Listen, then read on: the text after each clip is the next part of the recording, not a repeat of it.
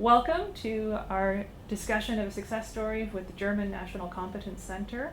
We're currently today at the Institute for Neuroscience and Medicine on the Jülich Research Campus, which is the same campus as the Jülich Supercomputing Center, which is who was involved in this success story through the EuroCC project. Would you like to introduce yourself, please? Yeah, thank you for having me. So my name is Markus Zimmermann. I'm a researcher here at the Research Center Jülich, and my primary research focus is on MRI sequence development. This is the measurement that the MRI scanner runs. We have our 3 Tesla MRI scanner here in the background, and my particular research focus is quantitative MRI and image reconstruction. We're going to be discussing your latest work on quantitative MRI and what you've accomplished so far, is that right? That's correct. All right. So tell me a little bit more about what you've been working on and what you've accomplished. So our work is a novel imaging sequence that allows us to measure quantitative MRI efficiently at ultra-high field, that is 7 Tesla. And maybe I should start by explaining what quantitative MRI is. Yes, please. And then we can get into the ultra-high field. Exactly. Okay, so in conventional MRI, the image that you acquire is always influenced by a multitude of different tissue parameters. So for example, in the human brain, you have the proton density or the number of water molecules in each voxel, basically, or in each part of your brain. Mm-hmm. You have relaxation time constants, T1 and T2 star or T2. And of course, you have magnetic susceptibility of tissue as another effect. Mm-hmm. And all of these tissue parameters, they influence the image that you get. And the option that you have with the conventional MRIs, you can basically set the imaging parameters on the scanner in such a way that certain clinical questions can be answered. For example, you can set it so that the water in the image is null, so that it's black, and then you can have a certain contrast. But these decisions have to be made by the radiologist prior to every examination. And what it means is that if you repeat a measurement at different sites, or if different radiologists do it, and if they don't have the same protocol, then the image that you get, they're different. And this, of course, means that comparability between these measurements is only possible in terms of contrast. Is a contrast there or not? But the grayscale values, they mean absolutely nothing. And even if you try to basically keep everything the same, so you have the same scanner, the same radiologist, mm-hmm. but a patient, and you measure the same patient today and then on another day, mm-hmm. then even by positioning the head differently inside the MRI machine, you create different field distortions, mm-hmm. the scanner could have a different temperature, mm-hmm. and this would already result in non-comparable images.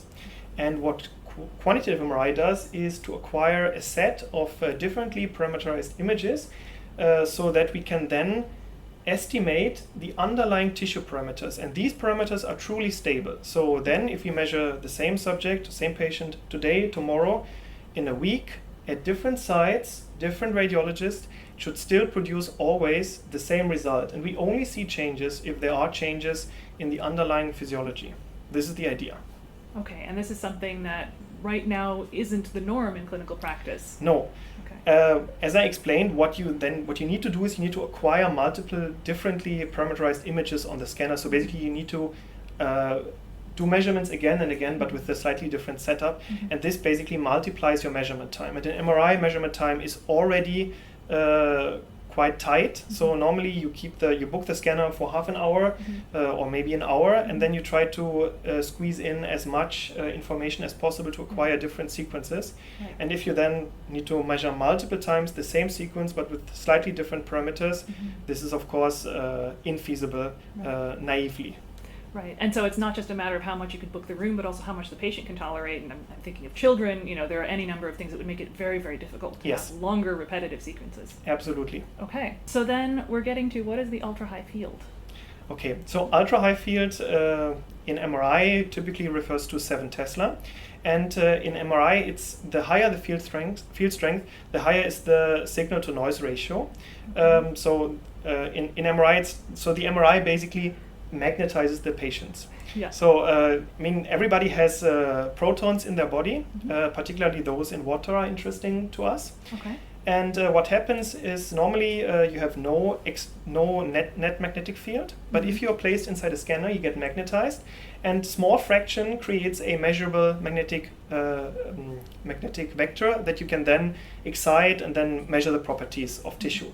But this fraction is very, very small, and it's mostly corrupted by noise, and you need very strong magnets to make this fraction a little bit larger so that the signal to noise ratio becomes better, and the higher the field strength, the better is the signal to noise ratio, and that translates to higher image resolution, faster acquisitions, etc., etc. So it has lots of benefits, and therefore everybody tries to build the scanner with the next higher magnetic field strength. Okay, so it takes a lot of energy to make us behave like magnets. The more you can get us to behave like magnets, the easier it is to measure us. Exactly. We've talked about sequences, which are kind of the commands that you give the MRI. We've talked about acquisition time, I think, which is how long the patient has to actually sit in the MRI. And we'll talk more about how those changed with what you worked on as we continue the discussion. So we've talked about the benefits of what the higher Tesla, is it 7 Tesla machines would provide, but then are there also drawbacks to these higher energy fields? Yes, actually there are many challenges that we need to address, and this is partly the reason of the work in the first place. So what happens is at lower field strength, the imaging situation is more ideal. The fields are very homogeneous. Excitation, so there are multiple fields that are there during an MRI measurement. There's always the static field, and then there are excitation fields, etc. And all of them become more inhomogeneous the higher the field strength becomes. So this is extremely challenging because many conventional methods assume very homogeneous fields. And the second issue that you face is an MRI scanner operates in the microwave range. So it's basically, it heats up the patients. Of course, there is no security risk. There are very tight standards, so nobody needs to be scared. But the sequence developers, they have to think about all these things. And something that we did and that worked well at 1.5 Tesla or 3 Tesla absolutely doesn't work anymore at 7 Tesla. And we have to find new ways to accomplish something that we thought we already solved at 3 Tesla. I mean, you talked about earlier how even the machine being a slightly different temperature would skew the measurements. I imagine the patient being a different temperature over the course of the sequence would also be a problem. Technically, we didn't think about that, but I think the temperature of the machine mostly affects the homogeneity of the field, for example. Okay. So you're turning us into magnets and then microwaving us a little bit. Exactly. Exactly. Now that we've established what the project is and how it works, how did you get to using supercomputers to do your work? The goal was to basically put QMRI at 7 Tesla to make it work. And for that, we designed a new sequence from ground up. And what we realized is that we can overcome many of the problems with inhomogeneity and the SAR, which is the specific absorption rate, which is the heating that I was talking about before. Yeah. We could do all that, but the reconstruction problem that we would then get, which is basically turning the acquired data into images, would become extremely complicated. And we tried a few experiments on our local compute cluster that we have here at our institute, and we saw that it might be possible, but to really verify that, we needed much, much more compute power. And the assumption is always measurement time is the most important, most precious thing. Compute power is something that is growing. There will be more compute power available, so it's always a good trade-off if this is possible. So we thought, okay, we'll go. I mean, we are at the research center here. There is the Jülich Supercomputing Center, so maybe this is a good fit to see what is possible. Okay. So in addition to getting things ready for 7 Tesla, you're also then trying to make the reconstruction process, making the images from the data work better. Because is that a problem that people already have at 3 Tesla with QMRI? So reconstruction is it's an opportunity in MRI. So basically, what is unique is that you can cut measurement time by using more advanced image reconstruction to then get back the original image quality. So this is a trade-off that is always possible. The question is, how complex is your image reconstruction, or to formulate it in a better way, how complex does it have to be? And to make it work at 7 Tesla, it had to be quite complex. Even more so than Even more at so. 3. Okay. Yes. Okay, so this was part of making it ready for 7 Tesla. Yeah. Okay. So what was the amount of time that you needed on your own cluster? Maybe just to explain briefly, an MRI scan typically is a volume, and that consists of multiple small cubic voxels, and we can distribute them in slices. So we can slice the brain, and we took one of these slices and we reconstructed it, and it took 8 hours on our institute cluster, and we have 160 of these slices to get the full brain. And this is literally like a slice, a cross-section of what the final image would be. Exactly. Okay. And so we could see on one image that it might work, but to do a complete analysis, we need, of course, the full brain. Mm-hmm. And this is absolutely infeasible.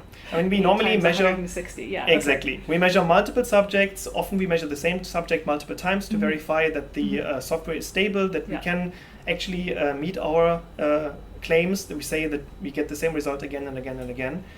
So this is impossible with our compute resources. Okay, so yeah, that's not in any way practical, especially if someday we hope to use this in a clinical setting. Exactly. Okay, so then you knew that JSC was here. I mean, you share a campus, right? Yeah. How did you get to EuroCC and the German National Competence Center? How did you find us? So a quick internet search showed that actually the supercomputer at the research center offers help and training to make your software run on the supercomputers. And I thought this was a great opportunity. This was a potentially good fit. So I reached out, and I got into contact with Dr. Solherf, and then he assisted me in the process that then helped me run the software. So when you were talking originally, what made it sound like this might be a good fit? Was it just knowing how long things took on your cluster, or were there other things that made it sound like it would be a good fit for supercomputers? So there were two things. One is, of course, the massive compute requirements that were obvious from the beginning. From the time that it was taking. Okay. Exactly. Yeah. And for that we needed some place which had these resources. Yeah. But something that's also always true for MRI, but where we will later see that we had to cut down on that goal, is in MRI the reconstruction complexity always gives better results. The more complex the problem, often this means better images, better image quality. Okay. So if we reconstruct everything together, all the acquired data jointly, then this gives us the best result possible, and this is of course impossible if we can fit only one slice on our institute cluster. So okay. to fit everything jointly, we need such a large supercomputer. Okay, and that was the idea going in. That was the idea, yeah. Okay. So in supercomputing terms, you were aiming to kind of parallelize the process of analyzing these slices so that each slice could kind of talk to the slice next to it from a computational standpoint. Exactly. Yeah, okay. And then a lot of times when we're adapting work like this for a supercomputer, if one slice needs more computational time than another, you have to start doing what we call dynamic load balancing to make sure that we don't have, one slice holding up the entire computation while it crunches through its numbers. I like to explain that as, more hands doesn't always make things go faster unless somebody's really, really good at managing and delegating work. So that's what dynamic load balancing does on a supercomputer. So then this was the idea going in. Yeah. When you actually tried doing this, what happened? So our code is originally written in Python. This is a commonly used language for image reconstruction, for example. Yeah. And we try to use something like DAS to then parallelize it. And just to be clear, it's not just neighboring slices talking to each other. We have to then frequently apply Fourier transforms across the slice dimension, which requires a lot of communication between the slices, of course. This happens regularly, not all the time, but regularly. And these operations were particularly challenging, but in general, the communication overhead was really a lot. And I was not experienced with this kind of challenges. Right. But then we were lucky, so we found out that we can use a trick using MR physics to decouple the slices and then start by formulating it as a slice-by-slice reconstruction problem, which is embarrassingly parallel. This allowed us to quickly move forward and to see if the general idea was working. And then we could later come back to this approach to do everything simultaneously. Okay, so this allowed you to kind of do something closer to what you were doing on the cluster, but still being able to do all of the slices in a more realistic time frame to actually know if it was working. Exactly. So when you actually ran this full run, what was successful about it? So we could show that this advanced image reconstruction actually pays off. we designed a sequence which runs in 7 minutes on a 7 Tesla scanner, Mm-hmm. and it provides a set of quantitative MRI parameters Mhm. or parameter maps Mhm. with excellent accuracy and precision. So the results, when we compared them to reference methods that took much longer, were extremely good. And this was only possible by using this advanced reconstruction. And so this was the proof that the reconstruction was actually worth it, and that this kind of approach is actually successful. And now the next steps is, can we make it even faster, and can we make it less resource demanding? But I think this initial demonstration was very, very important to us. Okay. We were talking earlier about 8 hours per slice, 160 slices. When you started using the supercomputer, do you remember how much faster it was in that? Because it was a embarrassing parallel problem, we can do all the slices in parallel. Okay. Which means, and also, of course, we can get a little bit better performance on individual nodes, because the nodes of the supercomputer are also extremely powerful. So we cut it to 6 hours, but 6 hours for everything. The entire data 160 slices, Exactly. any post-processing. Exactly. So basically we could get the same results on the day that we did the measurement. And this actually becomes then interesting from a research perspective, because not every single measurement setup requires the data to be at the scanner immediately, especially if I think about psychology, etc., fMRI, they often analyze their data later. Mm-hmm. But it should be somewhere in the time frame of this day, the next day, etc. And this was possible, so this was a huge success for us. Okay, but it needs a supercomputer. It needs a supercomputer, Okay, yes. so then that brings us to the question of what's the next step? So the interesting thing is that when the idea of this project came up, Mm-hmm. the AI topic was not so hot yet. Yeah. But as it turns out, artificial intelligence is apparently a very, very good fit when it comes to image reconstruction. Yeah, And there have already been a lot of demonstrations, or there has been a lot of work that has shown that conventional image reconstruction can be reduced, the reconstruction time can be reduced by orders of magnitude. And we have currently a running prototype where we have achieved the same for our problem. So Okay. we can basically cut it from 6 hours to currently 20 seconds Mhm. per slice. Of Mhm. course, then we have a huge demand for GPU power, Right. but this absolutely makes it feasible Mhm. even for online reconstruction. So if you need the data while the subject is still inside the scanner. But AI, of course, so there is an advantage. The advantage is that the reconstruction, which is the inference of the network, can Mhm. be done so quickly. Of Mhm. course, the training of the network then becomes even more complex. And this is, of course, also good for us, because it means that, again, we can use the supercomputer to train very advanced networks, which are then very cheap at inference time. And I think this will absolutely solve our problems. So we've got to do the training first so that eventually the inferences can be done in a clinical setting in a practical time frame. Exactly. Is the idea. Exactly. Okay. So then where do you stand with the project now? So currently we have this prototype for the AI-based image reconstruction. I think this will be the project which is most important follow-up project. Mm-hmm. And then after that, of course, we need to go into, we have lots of contacts to, for example, the local hospitals here, and then we need to run experiments, maybe trials, to see if it's possible to detect certain diseases earlier, etc., to verify that everything is working properly. And I think this will be then the next step. And so if this ever, made it into the clinic, which of course is the goal, the ambition, what would be different for patients or for doctors? And this is very interesting because, as I said in the beginning, MRI is always time consuming, which means you take an available slot, which is basically limited by the number of patients, let's say 30 minutes, and then you try to squeeze in as much information as possible. So for the patient, the things would be the same. They wouldn't notice the difference between this sequence or that sequence. For the doctors, of course, the information could be ever so more valuable because you get lots of quantitative parameters which allow you to do long-term monitoring, comparison, etc., etc. I think this can potentially have a huge benefit. So the patient experience wouldn't change, but then the doctors might be able to do more for the patients with the information they're getting from the MRI. Exactly. Is the hope. Exactly. Okay. Is there anything else you would want to make sure people know about the experience of working through the URCC project and working with the German National Competence Center? Yeah, actually, I want to describe a little bit more the details about the process that got me to using the Jülich supercomputer resources. So after reaching out, what happened next is they gave me a test project, and in this test project, I could already copy all my data to the supercomputer, copy the initial versions of my code, and play a little bit around, and then see how the scaling is, if everything makes sense. They also got me into contact with the Simulation and Data Lab Neuroscience, which also helped me to port my code to the specific environment that runs on the Supercomputing Center.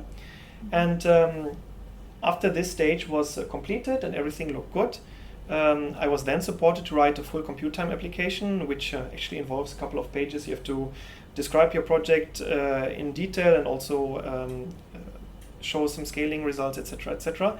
And this was successful, and I got actually access to a good amount of compute time, and then I could run my project. So this was very pleasant for me.